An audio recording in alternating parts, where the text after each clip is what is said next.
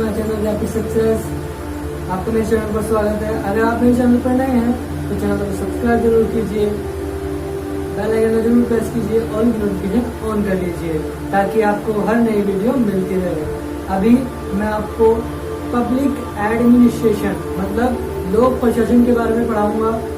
जो important topics हैं आपके एग्जाम से रिलेटेड है, जो 11 तारीख तक 11 जुलाई 2020 तक मुझे पूरा कवर कराना है। आपको इम्पोर्टेंट टॉपिक्स 12 टॉपिक हैं जिनके बारे में आपको पढ़ाऊंगा मैं।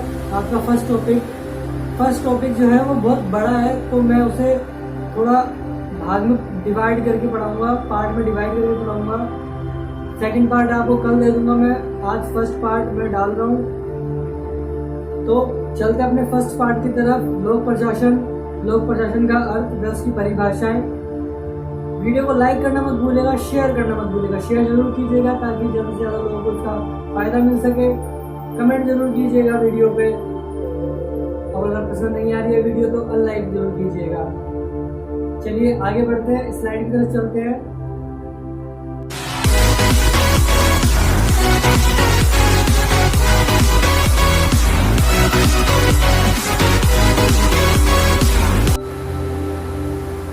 तो चलिए आगे बढ़ते हैं अपने नेक्स्ट टॉपिक की तरफ।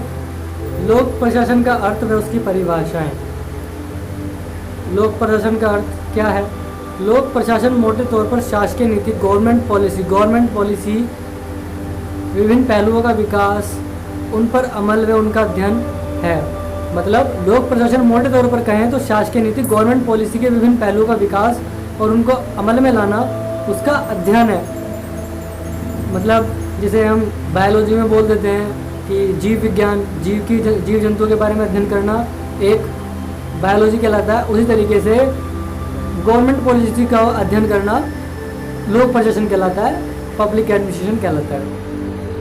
प्रशासन वह भाग जो सामान्य जनता के लाभ के लिए होता है, जो जनता के लाभ के लिए होता है, केवल जनता के लाभ के लिए कार्य करता है, लोक प्रशासन कहलाता है। ठीक है, लोक प्रशासन का संबंध सामान्य नीतियों अथवा सार्वजनिक नीतियों से होता है। मतलब जो केवल सार्वजनिक हित के लिए वो नीतियां बन रही हैं, उनके लिए उनसे संबंध होता है लोक प्रशासन का।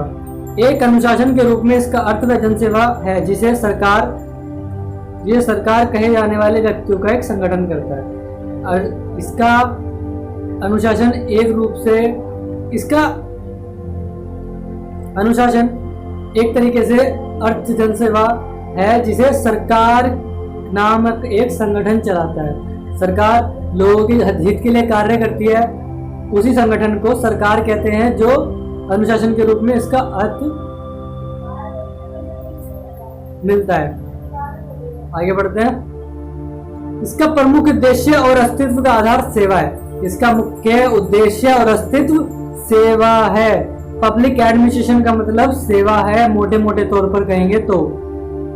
इस प्रकार की सेवा उठाने के लिए सरकार को जन की वित्तीय बोझ, करों और महसूलों के रूप में राजस्व वसूल कर संसाधन जुटाने पड़ते हैं, जिनकी कुछ आय है उनसे कुछ लेकर सेवाओं के माध्यम से उनका समतापूर्ण वितरण करना इसका उद्देश्य है। जैसे इकोनॉमिक्स में कहते हैं कि संसाधनों का समान वितरण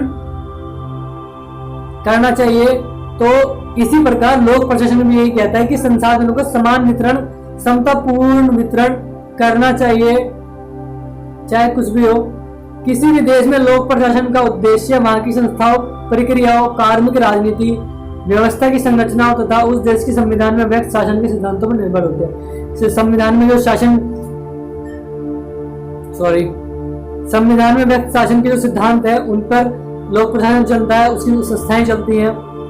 प्रतिनिधित्व, उत्तरदायित्व और औचित्य और समता की दृष्टि से शासन का स्वरूप महत्व रखता है, लेकिन सरकार एक अच्छे प्रशासन के माध्यम से इन्हें साकार करने का प्रयास करती है। आगे बढ़ते हैं। प्रशासन की परिभाषाएं। केवल प्रशासन की परिभाषा है, लोक प्रशासन की परिभाषाएं नहीं। अभी केवल प्रशासन की परिभाषाएं जानेंगे कि अलग अलग लोगों ने इसकी क्या परिभाषाएं दी हैं। प्रशासन की अवधारणा को विभिन्न विद्वानों ने तरह तरह से परिभाषित किया है। जो मैंने आपसे कहा कि अभी अभी अलग अलग लोगों ने क्या क्या कहा, क्या क्या परिभाषाएं दी है इसकी, उसके बारे में जानेंगे हम लोग। इयन ग्लैडन प्रशासन एक लंबा और थोड़ा आडंबरपूर्ण शब्द है, लेकिन सीधा साधा अर्थ है मामलों का प्रबंध करना और लोगों की देखभाल करना, उनका ध्यान रखना, यह निर्धारित उद्देश्यों को पूरा करने के लिए किए गए सुनिश्चित कार्य हैं। उन्होंने कहा प्रशासन एक लंबा और थोड़ा आडंबरपूर्ण शब्द है, जाहिर सी बात है क्योंकि किसी को जल्दी से समझ में नहीं आता, लेकिन सीधा साधा अर्थ मतलब इसका निकाला जाए तो मामलों का प्रबंध करना, लोगों की देखभाल करना या उनका ध्यान रखना, यह निर्धारित उद्देश्यों को पूरा करने के लिए एक सुनिश्चित कार्य है। उनके हिसाब से मामलों का प्रबंध करना और लोगों की देखभाल करना प्रशासन कहलाता है। फेलिक्स ए निग्रो ने क्या कहा, किसी लक्ष्य को प्राप्त करने के लिए लोगों को सामग्रियों के संगठन और उपयोग को प्रशासन कहते हैं। उनके अकॉर्डिंग किसी लक्ष्य को प्राप्त करने मतलब किसी टारगेट को प्राप्त करने के लिए लोगों को सामग्रियों संसाधनों की जरूरत पड़ती है और उपयोग सामग्रियों के संगठन और उपयोग, उनका प्रयोग कैसे होगा संसाधनों का प्रशासन कहलाता है। हर्बर्ट एस साइमन अपने व्यापकम अर्थ में प्रशासन को समान लक्ष्यों को प्राप्त करने के लिए आपसी सहयोग से काम करती हुई गतिविधियों के रूप में परिभाषित किया जा सकता है।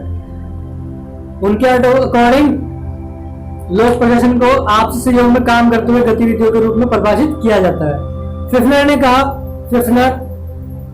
उन्होंने कहा प्रशासन वांछित लक्ष्यों को हासिल करने के लिए किए जाने वाले मानव और भौतिक संसाधनों का संगठन को निर्देशन है।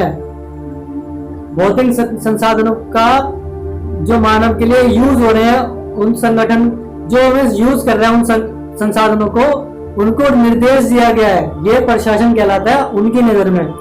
एल.डी. वाइट ने क्या कहा, प्रशासन की कला किसी लक्ष्य या उद्देश्य हासिल करने के लिए अनेक व्यक्तियों के कार्यों का निर्देशन, समन्वय और नियंत्रण है।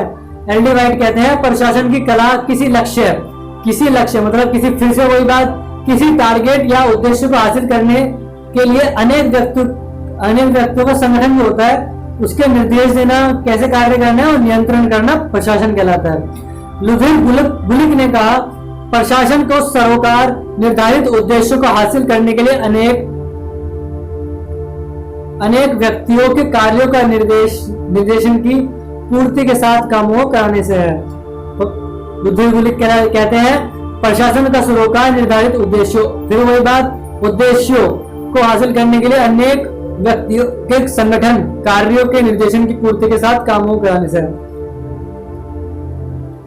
जितने भी लोगों ने इसकी अलग अलग परिभाषाएं दी हैं, उनके अकॉर्डिंग प्रशासन केवल एक उद्देश्य को पूरा करना प्रशासन कहलाता है।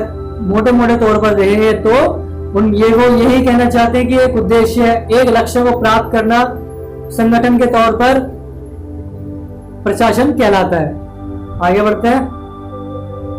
उपरोक्त परिभाषाएं स्पष्ट कर देती है कि प्रशासन के दो मूलभूत घटक हैं। पहला सामूहिक प्रयास मतलब संगठन प्रयास करेगा एक, और दूसरा समान लक्ष्य है, जो मैंने आपसे ये बात कही कि एक लक्ष्य को प्राप्त करना उसका मूलभूत घटक है। इस प्रकार का प्रशासन का अर्थ होता है एक समान लक्ष्य को पूरा करने के लिए लोगों के लिए एक समूह का सामूहिक प्रयास। मैंने जो आपको अभी सीधे सीधे शब्दों में समझाया वही अभी ये बात आ गई। उपरोक्त परिभाषा स्पष्ट कर देती है कि प्रशासन के दो मूलभूत घटक हैं, पहला सामूहिक प्रयास और दूसरा समान लक्ष्य। इस प्रकार प्रशासन का अर्थ होता है एक समान लक्ष्य को पूरा करने के लिए लोगों के एक समूह को सामूहिक प्रयास। आपकी क्लास यहाँ खत्म होती है। होप आपको क्लास पसंद आई होगी आज की। आप हमारे साथ बने रहिए, चैनल को सब्सक्राइब कर लीजिए, बेल आइकन प्रेस कर लीजिए, ऑल की नोटिफिकेशन ऑन कर लीजिए ताकि आपको हर वीडियो समय पर मिलती रहे, आपका कोई भी क्लास छूटे ना। साथ बने रहिए, आपको बहुत फायदा मिलेगा हमारे साथ रहकर, हमारे साथ जुड़कर। तो सब्सक्राइब जरूर कीजिए, बेल आइकन जरूर प्रेस कीजिए, ऑल की नोटिफिकेशन जरूर ऑन कीजिए। थैंक यू, नमस्कार, जय हिंद, जय भारत, नमस्कार।